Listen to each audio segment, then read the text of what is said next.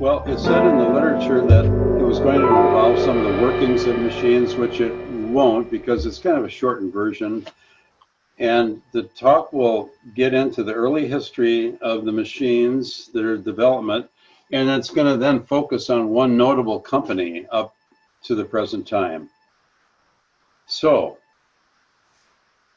to begin with, cloth came into mass production in the early 1800s through the invention of the spinning jenny and the power loom, therefore providing plenty of material for sewing of garments. Typically, a woman would toil hour after hour hand stitching and making clothes for her family, consuming an immense amount of time. And of course, there were also men tailors. I got to thinking today that, gee, what about all the, say, Revolutionary War uniforms the British had, the red coats and the Americans? They must have all been hand sewn, and what a tedious and time-consuming operation. They must have had a lot of people involved with that. These are examples of how time-consuming hand sewing might have been. If only a machine could be developed that would make the process faster.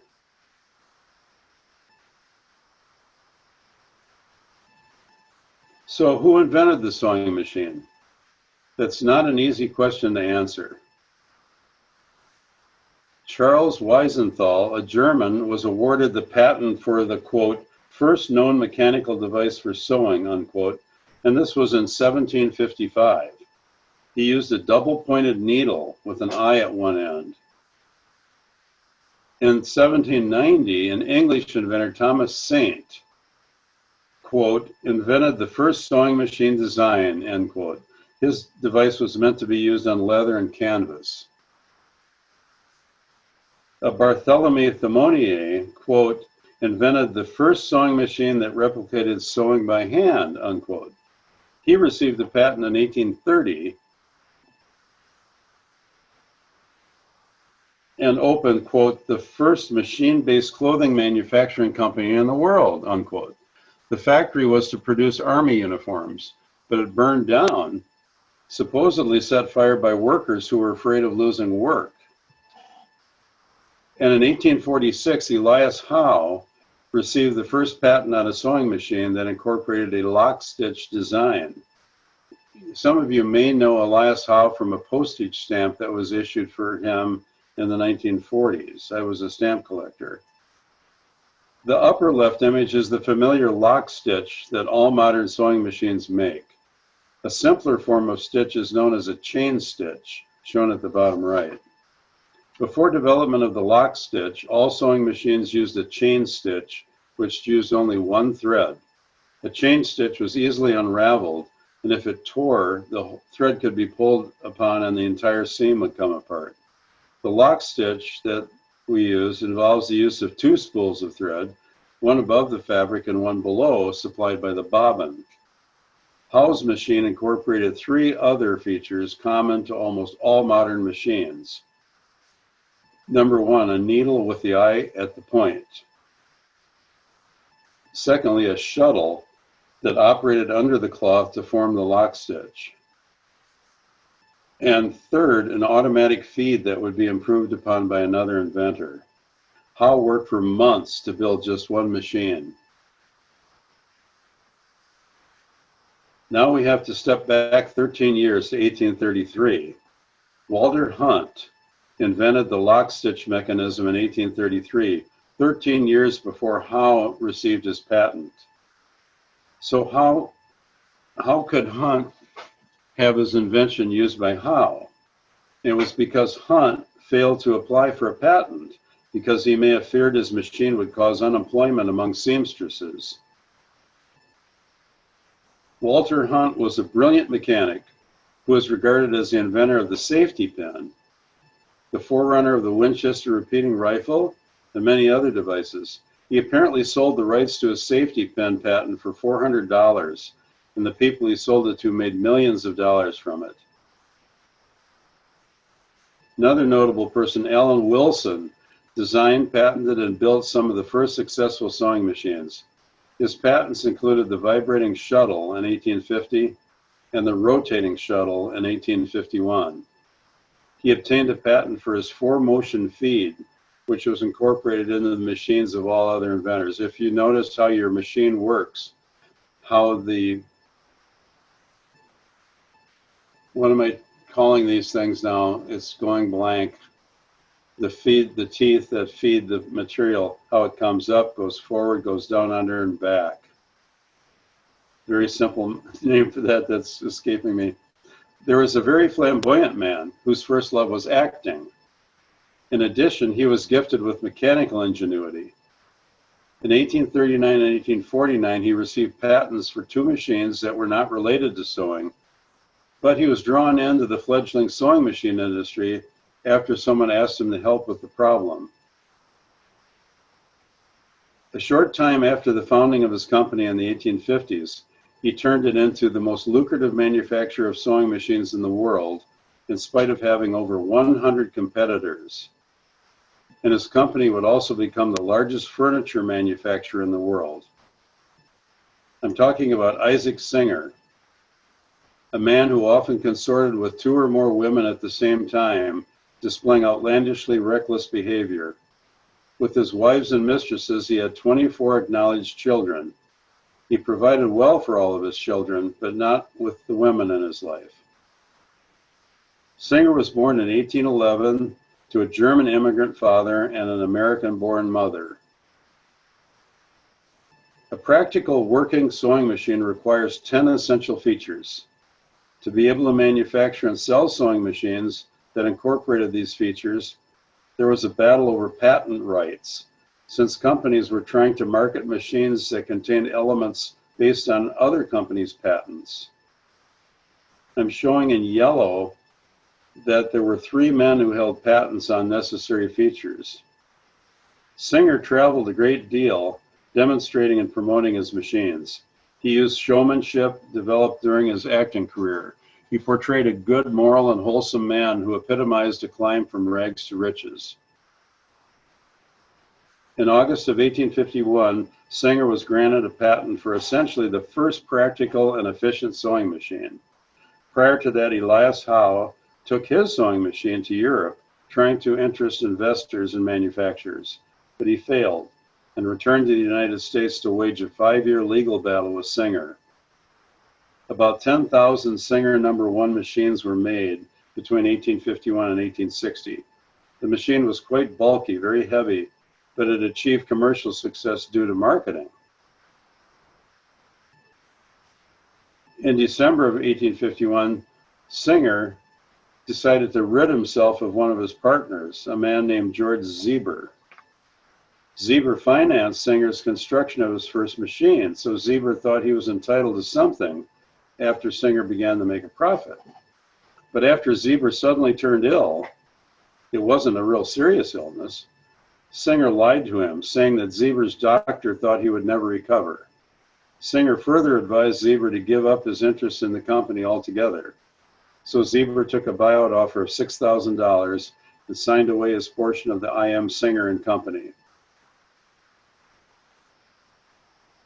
Fortunately, Singer brought a lawyer named Edward Clark into the company as a partner. With patent and litigation issues of concern, Singer needed a strong legal mind in his company. Singer and Clark used the following strategy to help overcome the reluctance to accept the sewing machine. Number 1, they appealed to the emotions of women by reassuring them that they were qualified and deserving of having sewing machines. Secondly, they offered machines at half price to the most respectable women in town, women such as pastors' wives. These women would gladly take up such offers and then help encourage others to be receptive to buying machines. And third, they established elegant showrooms with highly trained young women on hand to demonstrate the machines. Singer also advertised, sent out agents, and inserted articles in newspapers. By the end of 1853, Singer had sold 810 machines. In 1851, Elias Howe asked Singer to pay $2,000 to use his patent. Singer threatened Howe with physical violence. Howe presented Singer with a $25,000 patent infringement claim. Although Singer and Clark fought the claim, the courts ruled for Howe, and Howe received $15,000 in damages, plus a $25 per machine royalty. Singer established his first factory in New York City in 1853, moving his operation from Boston. Some of his competitors were using interchangeable parts before Singer was. And one of his competitors outsold Singer in the very early days. So sewing machine companies began to sue each other because no one could build a proper machine without infringing on someone else's patent. The so-called sewing machine war ran from 1851 to 1856. Then in 1856, the four biggest manufacturers joined to form the sewing machine combination, which was a patent pool. So they pooled their patents, cross-licensed to each other, and then they extracted royalties from the other companies. 9 patents, 3 of them critical, were pooled: the lock stitch, the 4-motion feed, the feed dogs is what I was thinking of, and the combination of a vertical needle and a horizontal sewing surface. In the agreement, Howe would receive a $5 royalty for each machine sold in the United States and $1 for each machine that was sold abroad. The combination lasted until its last patent expired in 1877. So that ran for what, 21 years. Howe died in 1867 at the young age of 48, after he had received about $2 million in royalties. This patent pool was perhaps the first use of such a thing in the country or the world. Many others followed in industries such as the automobile, aircraft, and today's cell phones. While Singer continued his promotion efforts, his partner Edward Clark entered a machine in the 1855 World's Fair in Paris, where it won a first prize. With the sewing machine, a woman's dress could be made in 1 hour versus 10 hours by hand.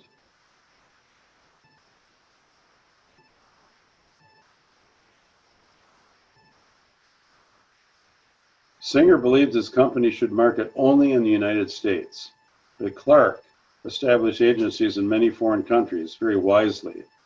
By 1861, Singer was selling more machines internationally than in America, which enabled him to remain in business during the Civil War, while other companies floundered.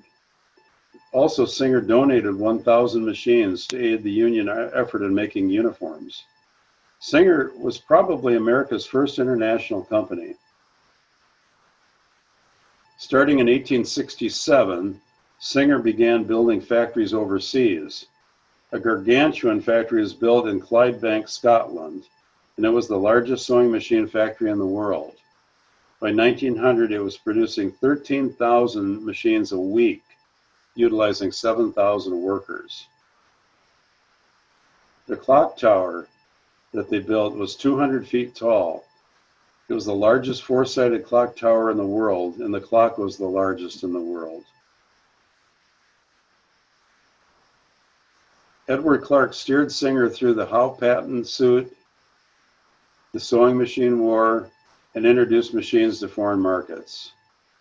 And Clark also established 3 programs that resulted in great success for the company. Number 1, he introduced a machine specifically for home use. The original Singer machine was a bulky cast iron one that weighed the massive amount of 125 pounds. It was designed for factory use or for a seamstress making her living by sewing.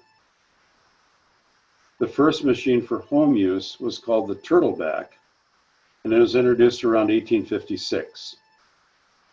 Second was the trade-in program that was developed. A customer could trade in any machine, a machine of any make or condition, and have $50 allowed on a new Singer machine.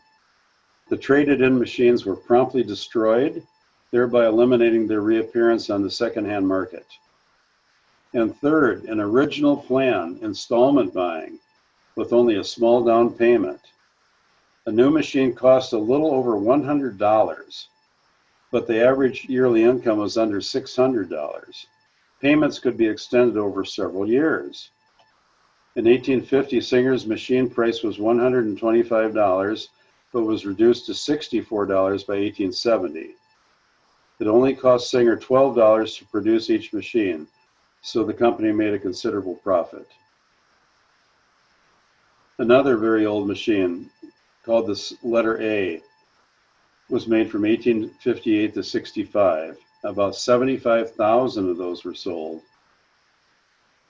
And what he called the Singer number 2, which were produced from the early 1860s until after 1900, sold over 100,000. The Singer New Family machine was introduced in 1865, becoming the most widely copied machine of its day. It was an enormous success for Singer, with more than 4 million made before changing the model in 1883. One of the things Singer did was produce machines with fancy decals that made them more attractive. Here are the production numbers for the early years for Singer.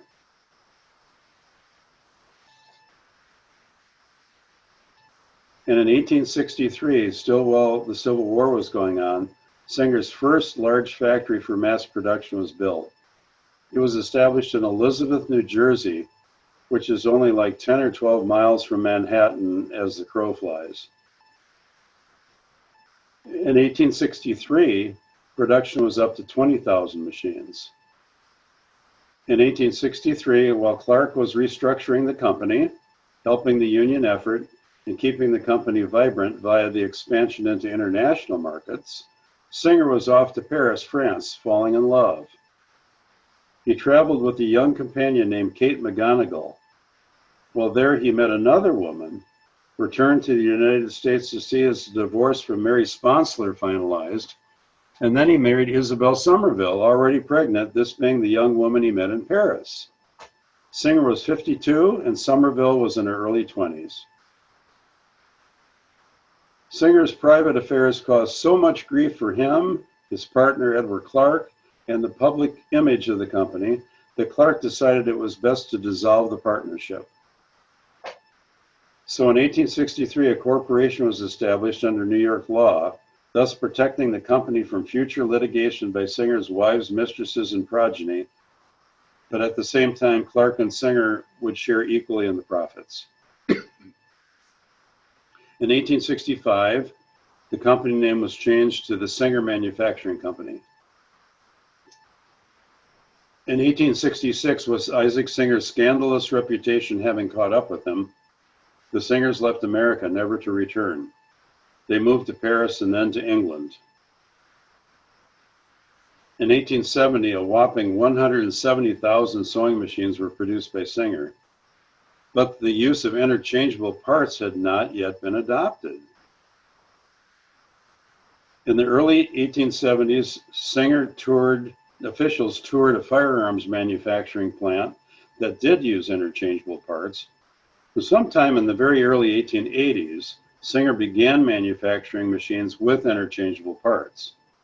Prior to this, the most predominant tool for use in the Singer factory was the metal file, to work on each little part individually. In 1875, while living in his 4-story, 100-room mansion in England, Singer died from heart disease at the age of 63. He left an estate of approximately $18 million. That would be worth a fabulous amount in today's dollars. Singer needed a lot of hardwood to build the cabinets that would house and support their machines. At first, cabinet shops in New York City and New England provided the wood and labor, but a bigger source of wood was needed. A decision was made to build a mass production furniture facility in the middle of some big hardwood forests somewhere in the Midwest. They found a place, so in 1868, a cabinet factory opened in South Bend, Indiana. Isn't that where Notre Dame is? Wheeler and Wilson, a competitor of Singer's, discovered that a blade could be used to shave a thin layer of wood off the surface of a hardwood log, thus creating a veneer to cover a wood of lesser quality to make a finer looking piece of furniture. We've all seen veneered furniture. In 1880, Singer realized that everyone in the cabinet making industry was after walnut pine, oak, and other popular types of wood. But no one was using Nyssa, commonly referred to as gumwood. Gumwood was hard and fairly strong, but it was also elastic and tended to warp badly, making it hard to work with. Nobody wanted it, so it was cheap. In 1881, Singer opened the second cabinet-making factory in Cairo, Illinois, right down at the bottom of the state, next to a massive stand of gumwood, so he could get that at a very favorable price. And during the first year of production, there was a disaster because the gumwood lived up to its troublesome reputation. But by using a laundry wringing machine, all of the moisture could be squeezed out of a veneer of wood by running it through two rollers. Then Singer engineers designed special rollers to improve the production process. By 1883, they'd worked out all of the problems, and gumwood was obtained at about 1/10 the cost of walnut. Work began on another new project, the process of steaming separate layers of gumwood to be able to press them into a shape form and attain extraordinary strength, rigidity, and beauty. Thus, the gorgeous bentwood sewing machine case covers were born in 1884. By 1901, the South Bend plant was the largest cabinet furniture factory in the world and employed over 3,000. By 1907, the factory was turning out 10,000 sewing machine cabinets per day, with an estimated yearly output of 2 million cabinets. And that factory remained in South Bend until 1954. Singer employed some great inventors. Martin Hemleb spent 53 years as a Singer inventor. Philip Deal headed the experimental division for 38 years. Deal mounted a fan blade on a sewing machine motor and attached it to the ceiling, thus inventing the ceiling fan. And Lebbeus Miller, experienced in small arms manufacturing, helped introduce interchangeable parts for sewing machines. Along the way, these men acquired many patents. The treadle sewing machines eventually gave way to the widespread sales of electric machines. Now I've got some stories related to the Singer Company. In 1909, the Singer Building, known also as the Singer Tower, was built in Lower Manhattan. At 47 stories, it was the tallest building in the world. I'd like to talk about a small number of the 20th century Singer machines, starting with the very popular Singer 221. This was introduced at the Chicago World's Fair in 1933. What was its nickname? It was called the Featherweight, and it was built on a lightweight aluminum frame. Another great machine, also with an aluminum frame, is the Model 301. It was built in the 1950s, and it weighs only 17 pounds. It's my favorite machine for everyday sewing. This is a Model 401A. Some of you may have seen that one from 1960. Wonderfully built, rugged machine. It will zigzag. A friend of mine sewed extensively with it over several decades and only had it in once for service, and that was just for cleaning. She was told by the repairman, don't ever get rid of that machine because it's the best one Singer ever built. Some of you may recognize this model, or this one perhaps. Let's examine this chart. The numbers in bold are model numbers of Singer sewing machines, followed by their years of manufacture. The number of models totals 55. 55 different models for a 6-year time period. The question I ask, why do you suppose so many models were made? I find it hard to understand because there's so little difference in performance between all of them. It had to be marketing strategy. In 1906, Singer bought their rival Wheeler and Wilson, acquiring their huge plant in Bridgeport, Connecticut. The Clydebank, Scotland factory eventually surpassed U.S. production. From 1884 to 1943, it produced about 36 million sewing machines. And in 1963, the Singer Manufacturing Company became the Singer Company.